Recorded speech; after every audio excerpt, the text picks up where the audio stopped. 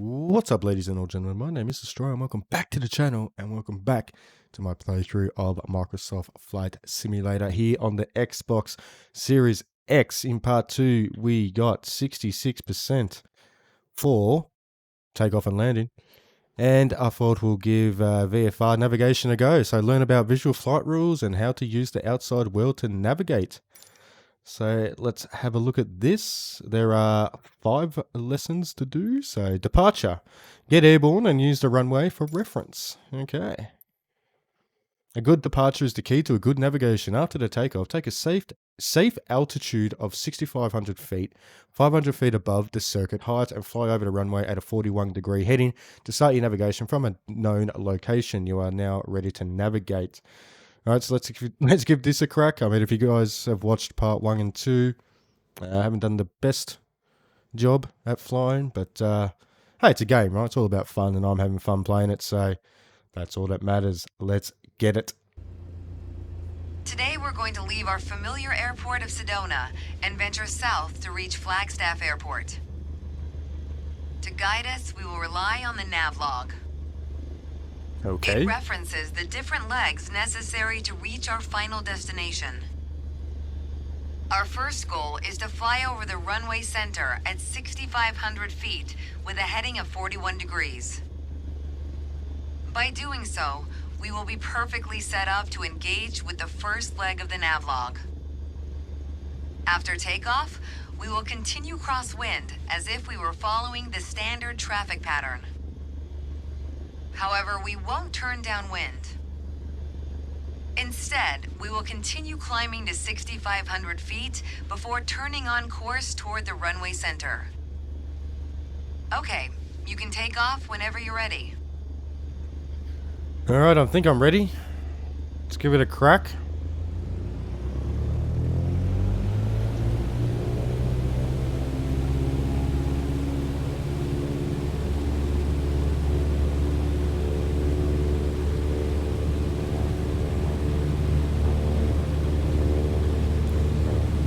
Gonna get to 55 knots.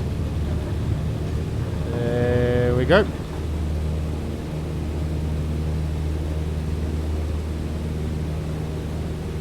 Yeah, my takeoffs aren't going to be the best during takeoff. using the controllers. Your target altitude is 6,500 feet. That's 500 feet above the traffic pattern, as we don't want to interfere with incoming aircraft.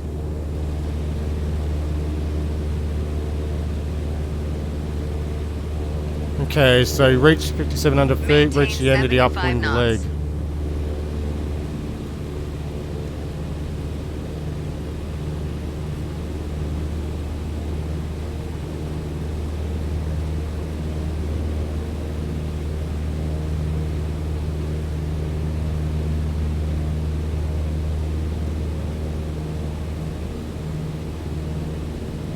It seems to be maintaining 60 for some reason.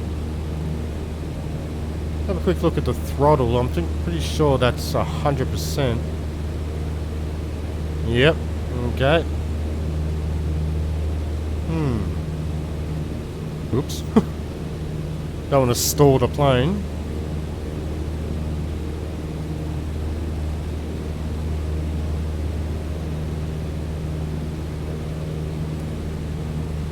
Okay, there we go. I think it was my what do you call it? What's it called? I can't remember the bloody term for it. Like pitch, I guess? There we go. I don't think I was, because obviously you lose speed if you're, ascending, so. Okay. As you climb, turn left so you stay in the vicinity of the airport. Yep. Maintain 75 knots. Okay, so I'm going to release a bit of the throttle, or back off on the throttle a touch to try and slow down a bit.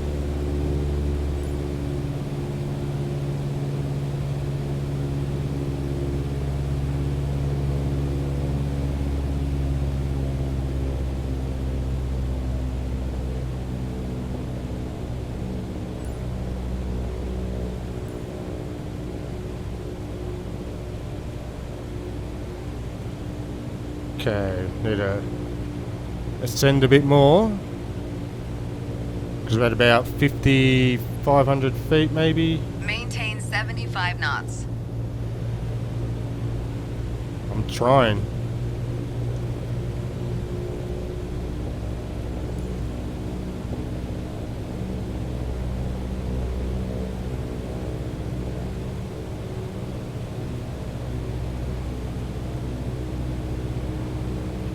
Maintain 75 knots.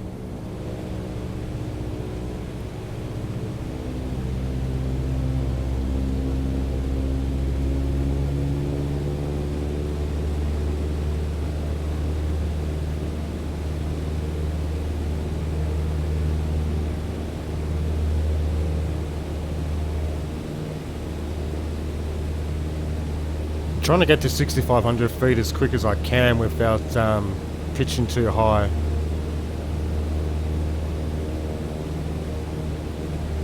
And that's a fail, is it?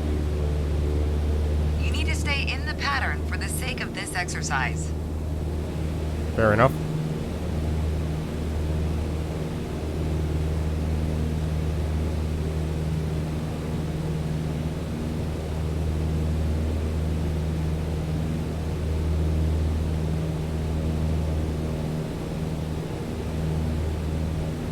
Because I am trying to follow those markers though.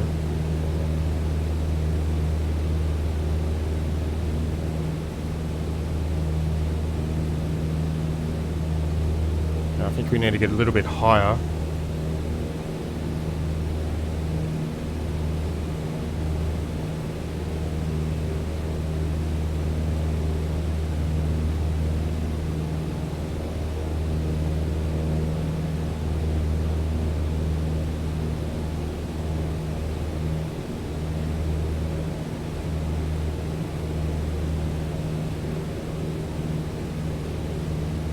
Aren't we at about 5,700 feet by the look at that?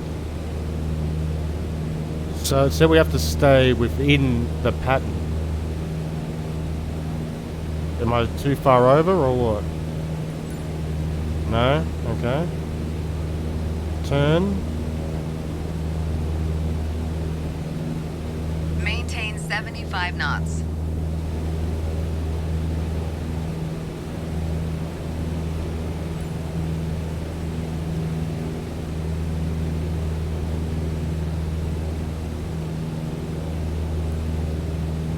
I'm going to try and get the plane right in the middle of that pattern, right in the middle of that marker there.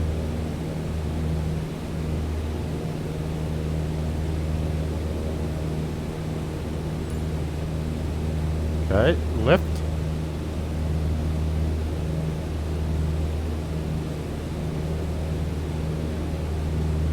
Maintain 75 knots.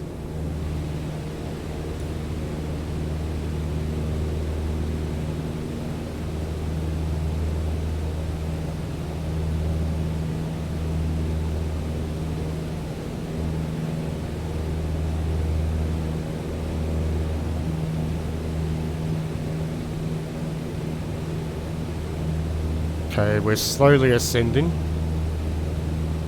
think we're sitting at about, what's that, 6,100 feet maybe? We have to get to 6,500.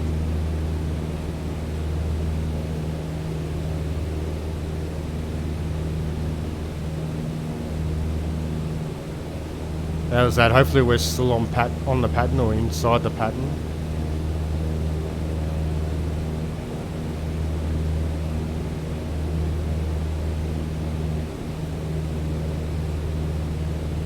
I think we're pretty close to 6,500 feet. You need to do this more quickly. To ensure accurate navigation, you want an accurate starting point. And what's more accurate than the runway you just departed from? Go ahead and position your plane above the airport. Where was that? Okay, I've done it. I think. Man, this shit is confusing. Oh, where am I going? 41 degree head. Am I going right? Okay, Nice. right. There we go. Now what? That's it for navigation departure. Well done. Ah, cool. Alright. Somehow got a B on that. I don't know why, but I'm having a bit of trouble grasping the like what to do. It just seems to just come naturally, I guess, in a sense, because I keep passing them. So, all right, Dead Reckoning. Navigate using heading and time estimates. All right. Dead Reckoning is a method of navigation widely used in VFR flights. This training session is all about the basics of dead reckoning navigation. Starting from a known location at a safe altitude, 6,500 feet above the airport, take the heading 41 degrees towards your next waypoint, Munds Park Golf Course, and start the clock. Maintain the heading and you should find Munds Park Golf Course after 5 minutes of flight. You basically just need to repeat the operation from waypoint to waypoint to follow a planned route and reach any destination. All right, let's give this one a crack. We're currently at 6,500 feet, about 30 seconds flight time to Sedona Airport. As we make our way toward the runway center, let's talk more about navigation. When you need to set and maintain a heading, you'll want to rely on your heading indicator. Compasses are prone to errors, especially during turns or while accelerating or decelerating. Okay, fly over runway center. We're in position over the runway center. Next step is to validate the time. That's a fancy way of saying start your stopwatch. Start the stopwatch in the nav log. How do I go about doing that?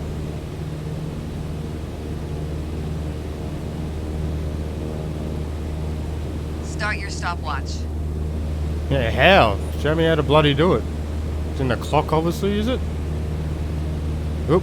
Toggle between hours, so much.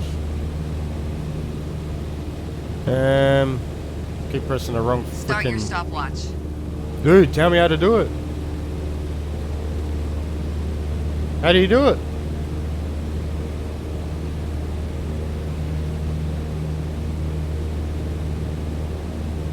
Minutes. On the nav log, you can see our next waypoint, Munds Park, is at a 41-degree heading about 5 minutes away. That was a fail? That means we need to be on a 41-degree heading. Check your heading indicator and make your turn.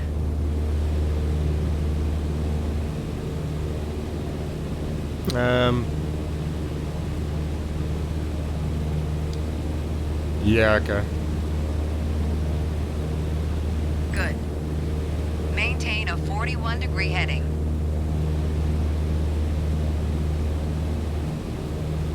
As you approach Munds Park, the terrain level rises. To maintain a safe altitude, we'd better climb to 8,000 feet. Make sure you keep the same heading. Maintain full power during your climb.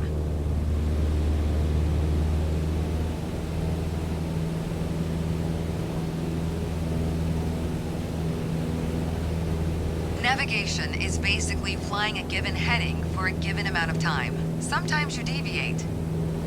But if you track the time flown from your last known position, you'll always have at least a range for your current position.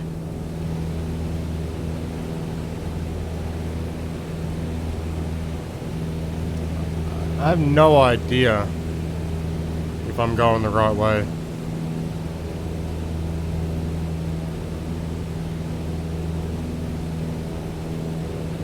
I thought there'd be like markers and stuff, you know? Indicators, something.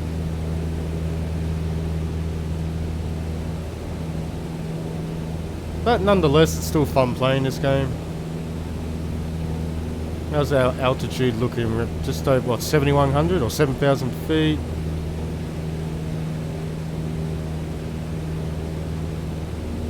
Correct your heading to the right. The right, okay.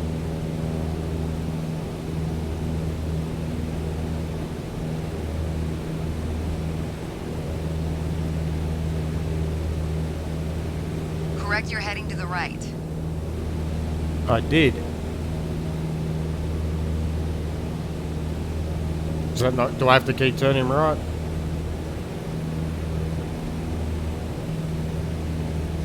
Correct your heading to the right. I am. Aren't I? Or am I just going to do a 360 in the air for shits and giggles?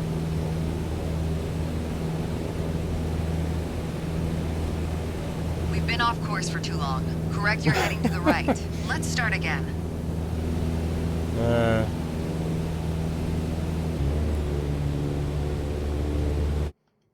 You know what?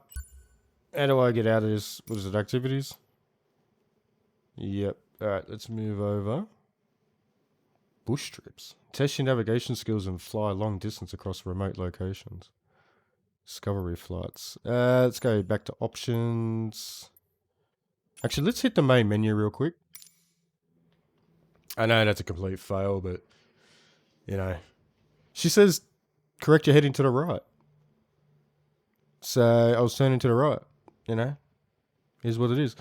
What I might do is, actually, is complete that, or finish it off anyway, to the best of my ability off camera, and let's jump into airliner training. Step into the pilot seat of an Airbus A320neo. Why not, eh? Take off. Learn how to lift off in an airliner. Alright, there's only 2 things here, so take off and landing. So I think we'll finish off part 3 doing those 2 things. Alright, airliners may seem more complex than light aircraft, but proper preparation will help you take off with ease. This training session will teach you a few key concepts. Read takeoff speeds on the MCDU and flight computer. Identify the different detents. The hell is that? I've never heard that word in my life. On the thrust levers, or levers.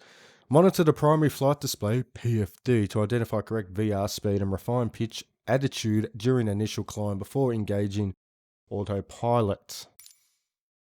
Perfect weather for a flight out of Nice, Côte d'Azur, don't you think? This is We're more on like it. runway 22 Check it out. left, and we're cleared for takeoff. Taking off in an A320 obviously requires more speed and a longer runway than a single-engine prop plane.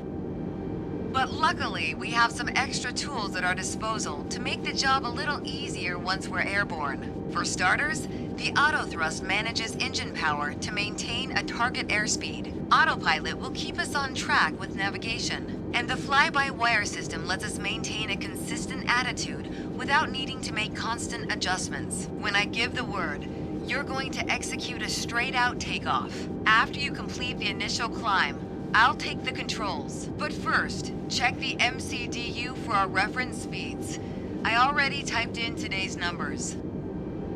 The rotation speed, VR, is 131 knots. I'll call out when we reach it. Take a look at the PFD now. Then, once we hit VR, you just need to begin a gentle rotation by pulling back on the side stick.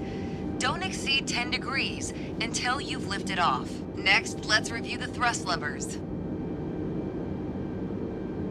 We need to be aware of 3 different detents. Use the climb detent labeled CL on your throttle to automatically manage the thrust for the remainder of the flight. Toga to take off at full power on short runways or when performing a go-around. And for today, FLX MCT for a reduced thrust takeoff. We reduce thrust at takeoff to preserve our engine life and save fuel. Now let's monitor the engine parameters.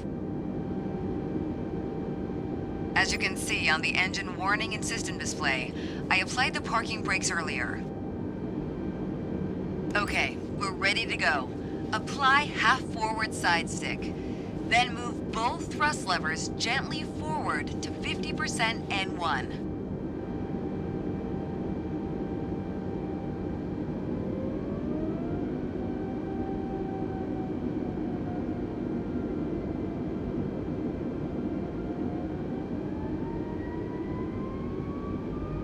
Is that about 50? Move them to the flex detent.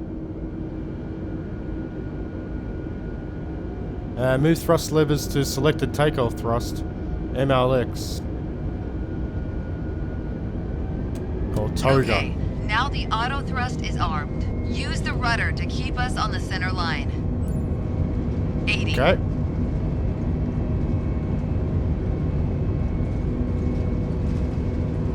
Rotate.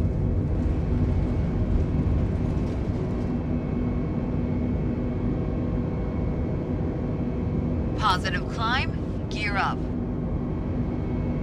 Engage autopilot. Autopilot can either be engaged 5 seconds or 100 feet after takeoff to manage heading and altitude. The FMA is showing lever climb, which means we've reached thrust reduction altitude. Adjust the thrust levers to climb detent.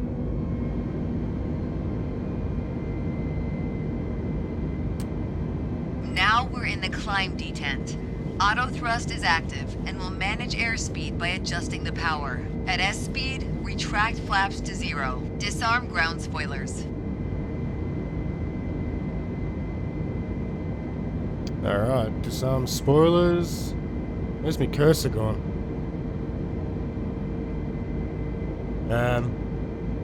Whoops. What? I see it highlighted, but... There we go. I lost my cursor, that's why. Disarm spoilers. That was excellent. Okay. Fair enough, got an A. I lost my cursor there though, that's why I was a bit confused. Cool, 8,700 points. And we'll go back to the menu. And we'll have a look at... we'll do the second one, which is landing. Manage final approach and landing in an airliner. And then I think we'll wrap up part 3. Prepare for a visual landing approach en route to Nice, whatever that is. Practice fly-by-wire controls. Read PAPI lights to maintain optimal approach angle. Set idle thrust and flare for a smooth landing. Alright, wish me luck. Hopefully I can land a A320. Let's get it. Alright, ready to fly. We're on course for a visual landing approach into Nice Côte d'Azur. Auto thrust is going to handle power management, so our main objective is to control the pitch to stay on the glide slope. The beauty of fly-by-wire means you only need to use the stick when you want to make attitude adjustments. Alright, as long as auto thrust is on, the speed will be automatically managed. Throttles should stay in the climb detent. Just focus on the trajectory. Remember, fly-by-wire doesn't need a lot of corrective input. Just keep making small adjustments to pitch and roll as necessary. See the screw on the dash above the PFD? Use that as a guideline to keep us centered on the runway. For a visual approach, we have the track FPA mode activated. This will display the green velocity vector on your attitude indicator. Place it 3 degrees below the horizon to follow a 3-degree glide slope. What?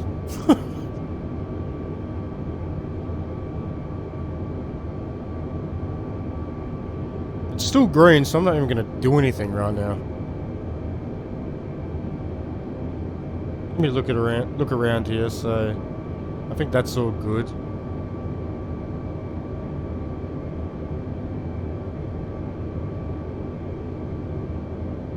And I know I probably should have had a bit of a play around before I started recording any of these videos, but hey, why not, huh? Stay aligned. Okay, so the green has disappeared. Use a bit of rudder.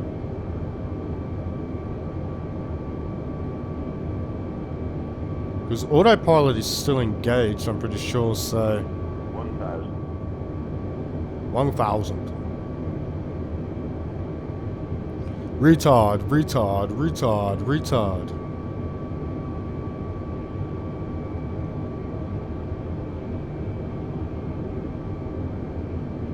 Look to the right of the runway at the 4 colored lights called PAPI. They'll give feedback to stay within a 3-degree glide slope all the way down. If the PAPI shows 2 white lights and 2 reds, then we're on target. 4 white lights means we're too high. 4 red means we're too low. At 20 feet, pull back on the stick to kiss the runway, but be careful to avoid a tail strike. I feel like I'm too low now. 400. 400? What? We're too low. Shit. I think I'm gonna crash into the sea here.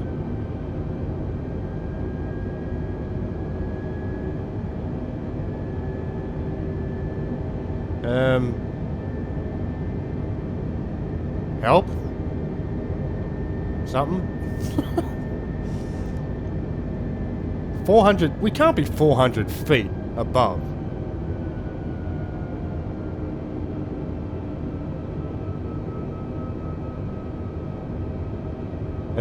Maybe autopilot isn't engaged. Let me look at a thrust.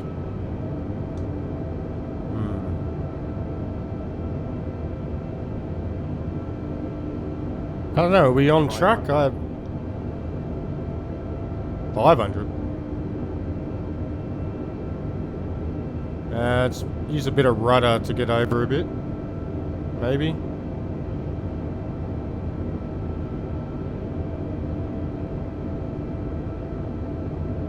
Slight bank. We're getting close to the threshold. Now shift your focus down to the end of the runway. Listen for the computer calling out retard, then set thrust to idle. I'm such a child. 300. Okay, so we're on track the whole time, kind of. I'm not very aligned with the runway, so I want to move over a bit. 200. Objectives. There are no objectives. Ah.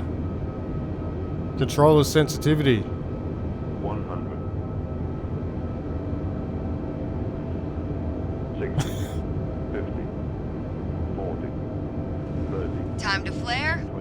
20. Retard. Nose up.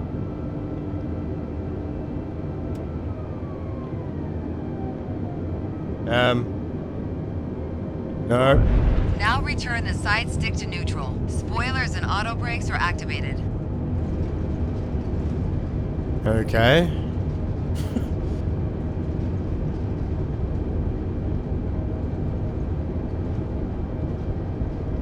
Stop. Please stop. You did well, but you could do better. I did not do well. You're a liar. That is not a B, man. That is a D with 2 loops. I mean, that's just ridiculous. Oh, jeez. Next. I think that was it, wasn't it? There was only 2. Let's have a look. I'm pretty sure there was only 2 in that section. Yes, there was. All right, well, you know what? After that, guys, a VFR fail. So I thought I would end the video on some airliner training, which didn't work out too good. Apparently, well, I got an A and a B, but I don't know. It just felt to me that it wasn't that good. But anyway, guys, if you enjoyed that video, make sure to give it a thumbs up. Subscribe to the channel for more content. And I'll see everyone in part 4, where I might just do my own thing, you know, and just go for a fly, like fly over the MCG or something kind of cool, you know. But anyway, guys, yeah, like I said, like the video, subscribe to the channel for more, and I'll see you in the next one. Adios.